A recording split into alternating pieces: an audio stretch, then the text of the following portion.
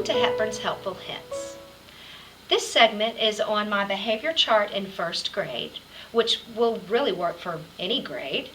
And first I'm going to introduce you to how I made it, and then I'll go into how I use it. An important part of this behavior chart is how to make it.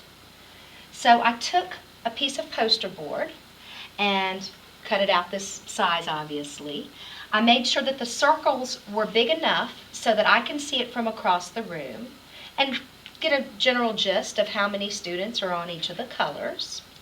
I cut out the circles in tag board so it won't fade. It is held together in the middle by mounting tape, just little pieces. A little bit of mounting tape goes away, but just little pieces of mounting tape in the middle so that it can hold the weight of this. The girls are on one side, the boys are on the other. There's packing tape around the edge, so it's durable. It's also at the level that the children can reach. Logistically, that is so important. Everything that you expect your students to do needs to be on a level that's easy for them to do what it is that you want them to do. When we think about why we discipline, the ultimate goal is for the students to behave whether or not you are there or not. But there are a lot of times, at least initially, that external either punishment or encouragement is needed. Here is one of the main uses of punishment that I use in my classroom. All of my students start off on green every morning. I will usually give some verbal warnings before I ask them to move their clip. If I do ask them to move their clip, there are two levels of blue. Red's a really big deal. Red means I'm at wit's end with you. This is totally not acceptable.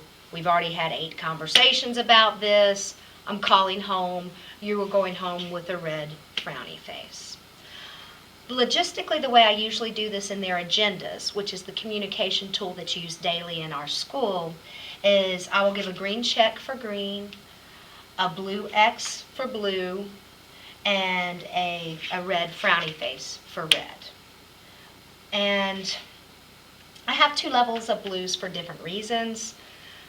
Sometimes it's a little bit miscellaneous, but sometimes at the end of the day I'll have a free center time or something like that where the kids that are on the first blue have 3 minutes taken away and the kids on the second blue have 6 minutes taken away before that they can choose what their free center is. And the kids on red, if I have any on red, which happens rarely, miss all of the free center time. But this is first grade and the curriculum is quite intense, so that happens maybe once every 2 weeks. A lot of times I'll call it even Fun Friday, where I will get out the agendas for the week, open them up, and all of the kids that are on blue come to the round table with me. All of the kids that stayed on green all week get first dibs on the kind of toys that are around in the room, essentially math manipulatives, a few things left over from kindergarten. Free centers on the computer, they can go to PBS Kids during that time, etc. So a lot of times I will have Fun Fridays for the last 10 to 20 minutes of the day. I do that especially a lot at the beginning of the year to encourage staying on green. But as the year goes on, it might happen every second or third Friday, and if the kids grumble about it, I'll say Fun Friday doesn't happen every Friday. You don't know when it's going to happen. On the other hand, if I'm having a really rough Wednesday and I'm just fed up with them all and talking in the hallway, half of them aren't listening to me, and I have half my class down here, a lot of times what I'll do in that case is go ahead and send home a green check, but those kids that are on blue come to the table with me and lose 3 to 6 minutes and watch and listen to the rest of their friends play, and I'll say you never know when Fun Wednesday is going to come about. And then I don't really need to, unless it was a severe consequence on that day, That's the punishment, is they missed out on Fun Wednesday, and I don't need to bring mom and dad into the situation. Sometimes you have to try different approaches, or I have to try different approaches. If a child goes home on blue more than once a week for the same infraction, this isn't working. It's time for me to try something else. Let's pretend like it's talking in the hallway. Okay, you went home on blue on Tuesday and Thursday for talking in the hallway. You talk again in the hallway on Friday. Why beat my head against the wall and stress mom and dad out over this?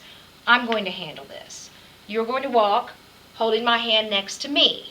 You try to talk to me, I say in a firm voice, you are not here to talk to me. You are here because currently you are not showing self-control with your voice. That's why you're here. Please stop talking. And then move on. And do that for a little while, and then say to the child, do you think that you can show some self-control with your talking the next time we get in line? Yes, I can. Well, show me. Boom. This is a good tool, but this isn't your only tool. Sometimes it's time out. Sometimes it's, and I love you, I've had it up to here. You need to go over here until you can respect me a little bit more. Go over to Miss Blah Blah's timeout. I love you. I always love you. You need to be somewhere else right now. And then 20 minutes later, go back, say, are you ready to respect me? Are you ready to do what I say the first time? Most of the time the answer is yes. Wonderful. Come show me. That's a good thing to do, especially if you've done this and it hasn't worked. I definitely recommend that you watch the Hepburn's Helpful Hints on the sticker chart and your seating chart.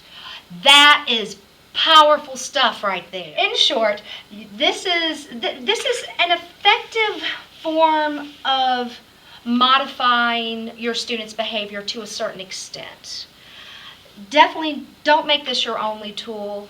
You might have to get creative, but it can be a very effective tool of communicating with the parents and modifying your students' behavior.